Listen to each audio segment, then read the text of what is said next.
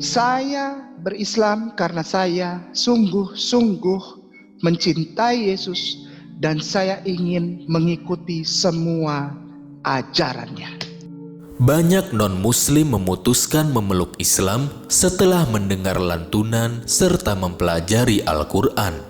Namun, tidak termasuk bagi seorang pendeta bernama Agustinus Christoffel Kainama. Keputusan Kei sapaan akrabnya menjadi seorang muslim justru karena ia mempelajari serta memperdalam Injil di luar negeri. Pria kelahiran Jakarta ini menyelesaikan pendidikan S1 di Sekolah Tinggi Teologi Menteng Jakarta Pusat, S2 di Leiden Universiteit Belanda, jurusan Teologi Liturgi, dan S3 TNKH, singkatan dari Tenach Torah Nevi'im Ketubuvem, Biblical Study di Haifa, Palestina. Anehnya, sepulang dari Haifa, Kai langsung menuju Masjid Sunda Kelapa, Jakarta. Ia memutuskan mengucapkan 2 kalimat syahadat pada tahun 2009 sebagai tanda masuk Islam. Lantas, apa yang membuat Kai hingga akhirnya menyatakan diri sebagai Muslim? Berikut pernyataannya saat kami wawancarai via Zoom sekitar akhir Desember lalu. Bismillahirrahmanirrahim. Assalamualaikum warahmatullahi wabarakatuh. Semua para tuan guruku, puan guruku di Hidayatullah, dan juga tentu saja semua saudaraku yang menyaksikan ini, insya Allah nanti para ustadku di Hidayatullah ini menaikkannya sebagai sesuatu yang layak ditampilkan dan layak ditonton. Dengan segala kerendahan hati, pertanyaan ini sebetulnya sudah ribuan kali saja. Tapi memang saya berkewajiban, ternyata saya baru sadar bahwa saya punya kewajiban untuk menjawab hal ini. Karena saya syahadat itu tanggal 26 Agustus 2009, Ustaz. Di Masjid Agung Sunda Kelapa Menteng. Di mana saya mendapatkan seperti pengasuhan dan qadarullah, bukan kebetulan, tapi qadarullah saya mendapatkan juga bimbingan untuk belajar Islam dan segala sesuatu hal yang dasar tentang Islam maupun yang lanjutan insya Allah. Pertama, saya bersama orang tuaku tersayang yang sampai sekarang masih aku hormati di Masjid Agung Sunda Kelapa, Pak Aksa Mahmud. Qadarullah, Pak Aksa Mahmud ini adalah seorang yang di dalam kehidupan sehari-harinya adalah adik ipar dari Pak Yusuf Kala. Saya mendapatkan masukan yang begitu sangat berharga ketika saya bersyahadat. Saya juga ditanya kenapa, lalu saya cerita gitu kan. Lalu beliau bilang, kamu tidak boleh pakai mic, kamu tidak boleh berkesempatan untuk mengungkapkan kesaksianmu dan sebagainya, baik di media maupun di mana-mana. Saya tidak boleh. Kamu harus kasih lihat dulu bahwa kamu benar-benar berislam itu lillahi ta'ala, karena Allah. Maka saya diajukan oleh beliau belajar kepada Ustadz Profesor Kamil yang juga adalah dosen di pengajar di Ciputat di Syarif Hidayatullah. Beliau mengajar di Fakultas Adab dan Humaniora. Saya belajar kepada beliau tentang Islam, lalu belajar cara membaca Al-Quran, huruf-huruf Al-Quran kepada Ustadz Fauzi, lalu kepada Ustadz Amir, kepada Ustadz Anwar Sujana, dan kepada para ustadzah juga saya dapat masukan dari sana, terutama Kepala Bagian Pembinaan dan Mu'alaf Ustazah Fatimah. Lalu di perjalanan waktu saya berkesempatan juga dihantar oleh Bapak Jose Asmanu. Beliau adalah, mungkin Ustadz kenal, Pak Jose Asmanu ini wartawan senior dari Suara Surabaya. Beliau antar saya untuk soan, bertandang, datang ke rumah Tuan Guru kita yang sangat kita cintai dan hormati bersama, Tuan Guru kita almarhum Gusolah di Jombang, di Tebu Ireng. Bukan ke pesantrennya, tapi ke rumah beliau. Saya begitu banyak dapat pengetahuan dan pengajaran dari beliau almarhum. Nah, latar belakang saya itulah yang menjadi hal justru menjadi batu sandungan, Ustadz. Ketika ada yang bertanya, kenapa sih jadi Islam disekolahkan? Nah, kata-kata disekolahkan, lalu perjalanan hidup keimanan saya, keberagamaan saya, ketika saya sebelum mengucapkan 2 kalimat syahadat, 2-3 tahun belakangan ini justru menjadi batu sandungan, menjadi menjadi barrier, menjadi penghalang gitu, menjadi obstacle untuk saya menyampaikan kesaksian. Karena saya insya Allah Ustadz, dengan segala kerendahan hati mohon maaf, saya tidak mencari, wallahi, mungkin bisa dibuktikan. Ketika saya bersyahadat, saya bukan untuk cari popularitas, Ustadz.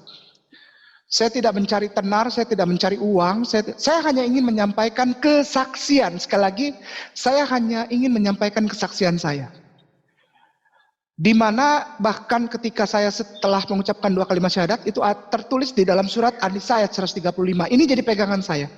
Ketika engkau berislam, maka engkau mempersaksikan cintanya Allah itu, perawatan Allah, dan bagaimana jalan yang dituntunkan oleh Rasulullah Sallallahu Alaihi Wasallam. Ayat 135 dari surat An-Nisa ini saya pegang. Nah, ternyata latar belakang saya ini menjadi batu sandungan, yang mana pada tanggal 18 April 2018 itu saya membuat surat pernyataan di atas meterai, Ustadz. Sekali lagi, pernyataan di atas meterai di kantor hukum Jalan Brawijaya 9 nomor 3B Jakarta Selatan. Itu kantor lawyer. Tapi di kantor lawyer itu juga semuanya para ustadz muda. Di Brawijaya 9 nomor 3B. Mendapat bimbingan itu, saya membuat pernyataan bahwa saya tidak lagi tidak lagi menyebutkan secara spesifik nama-nama lembaga, lembaga pendidikan, lembaga-lembaga kekristenan di mana saya dulu ada, tidak bisa lagi. Karena sekolah tinggi teologi, salah satu tempat belajar itu mengeluarkan surat yang disebar di web. Surat pernyataan dari rektor dan rektorat lah, pokoknya rektorat, menyatakan bahwa saya tidak pernah menjadi alumnus, apalagi alumnus ya, mahasiswa aja saya nggak pernah di sekolah tinggi itu. Dan ini saya junjung tinggi, Ustadz, wallahi saya junjung tinggi dan saya sangat hormati. Sehingga saya akan mengatakan bahwa jika ada pertanyaan ini, saya jawab dengan singkat. Kenapa kain nama itu? Dengan tidak membawa-bawa latar belakang saya dulu sebelum bersyahadat ya Ustadz ya, ketika saya masih Kristen. Kenapa kain nama mengucapkan 2 kalimat syahadat? Saya mengucapkan syahadat. Sekarang ini saya jawab dengan singkat. Mulai sejak tanda tangan itu. Saya berislam karena saya sungguh-sungguh mencintai Yesus dan saya ingin mengikuti semua ajarannya.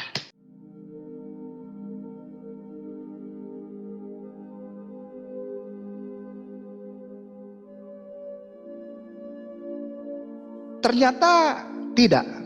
Yang saya dapat dari apa yang saya pelajari dan saya pengalaman hidup saya setelah saya mendapatkan pengetahuan tentang teologi ya,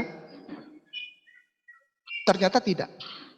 Bahkan semua yang saya lakukan itu justru tidak pernah diajarkan oleh Yesus.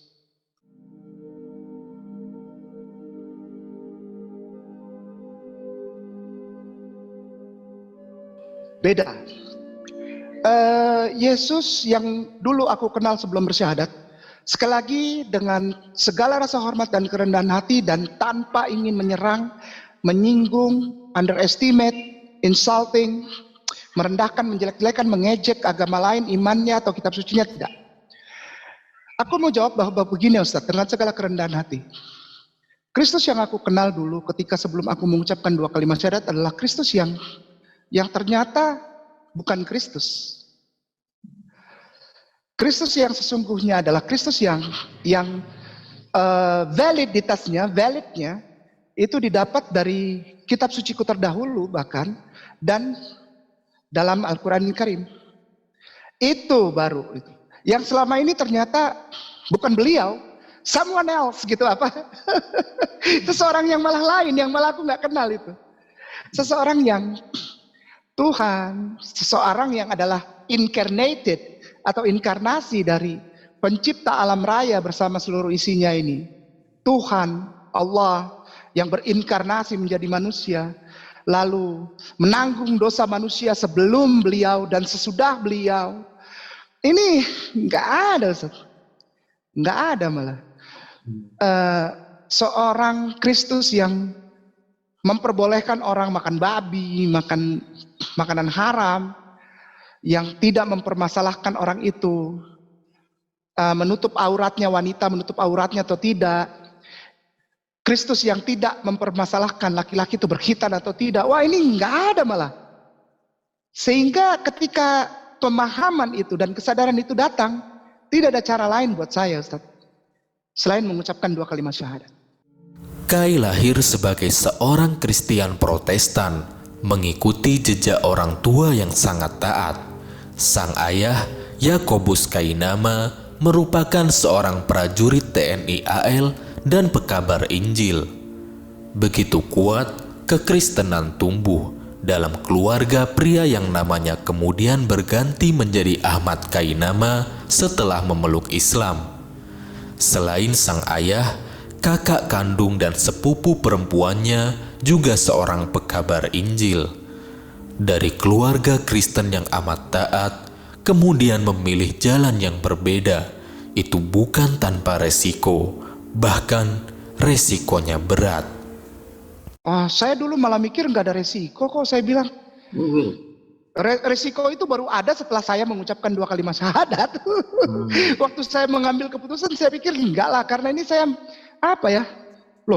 Indonesia kan negara republik yang berdasarkan Pancasila dan Undang-Undang Dasar 1945, Ustaz.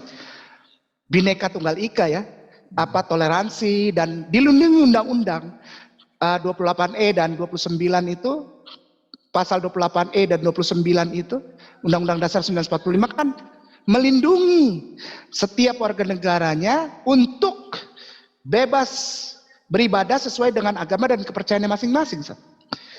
Nah, setelah saya bersyahadat, saya ini insya Allah tidak diedit ya. Saya insya Allah bukannya tidak, saya belum menemukan hal itu. Saya diserang habis-habisan, bahkan secara pribadi. Bukan konten yang saya sampaikan di dalam tausiah atau daurah atau paparan gitu, tidak. Pribadinya yang diserang habis, Ustaz. Demikian, Ustaz.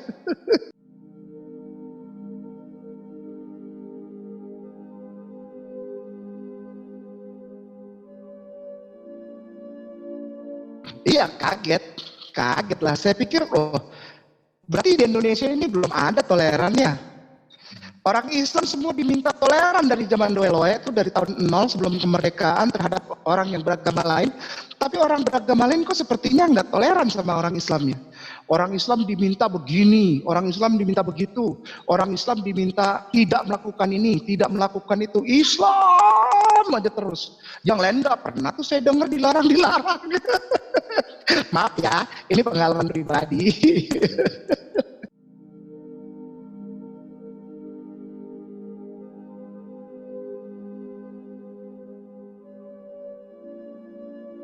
Sulit ya. Tapi Allah memang itu karena Allah sayang. Minazulumati ila nur itu sebetulnya tidak nikmat secara flesh and blood gitu ya. Bisa dinikmati kenikmatan itu secara flesh and blood gitu, secara kedagingan gitu ya. Secara kalau orang Belanda bilang naturlah gitu ya, secara gitu ya, enggak. Tapi minazulumati ila nur itu kalau orang yang benar-benar dari kegelapan, dari ke zulumat itu ya, zulumat itu malah sebetulnya lebih condong kepada kesesatan yang dianggap benar gitu. Zulumat, kegelapan, gelap. Jadi dia rasa ini benar tapi ternyata salah, gelap gitu. Zulumat itu ketika dia ditarik gitu oleh kasih sayang dan cintanya Allah ditaruh ke dalam terang, pasti orang silau. Orang keluar rumah aja loh, gelap atau dari gua gitu ya. Sudah berpuluh-puluh tahun dalam gua, dia keluar pasti dia sakit. Dia tidak biasa mandi, dia tidak bisa lihat sinar terang gitu ya. Itu menyakitkan memang. Tapi waktu itu nggak lama. Waktu itu nggak lama. Allah kemudian kasih apa ya, pernyataan gitu bahwa fabi ai ala rabbikum tukadziban. Nikmat Tuhan yang mana lagi, nikmat Allahmu yang mana lagi, Tuhanmu yang mana lagi yang kau dustakan. Sehingga engkau apa ya, sudah menikmati kebenaran terang ini, informasi yang jelas ini, lalu engkau masa mau kembali lagi kepada yang gelap gitu kan. Demikian menyakitkan Ustaz. Tapi waktunya terbatas memang. Waktunya tidak lama, terbatas. Dan setelah waktu itu berjalan, sakit itu menjadi manis Ustaz. Sakit itu menjadi manis yang luar biasa yang Allah pertontonkan. Bukan kaya, bukan terkenal. Oh, dibilang kayak nama terkenal di YouTube. Gue nggak pusingin, ngapain nih? Gue cuma mau belajar sholat aja. Kayak nama ini cuma mau belajar sholat aja. Nggak mau yang aneh-aneh. Nyari duit katanya supaya bisa kawin lagi 2, 3, 4 kali jadi Islam. Kamu dari Hong Kong, satu aja berat. Satu aja gak habis-habis. Demikian Ustaz.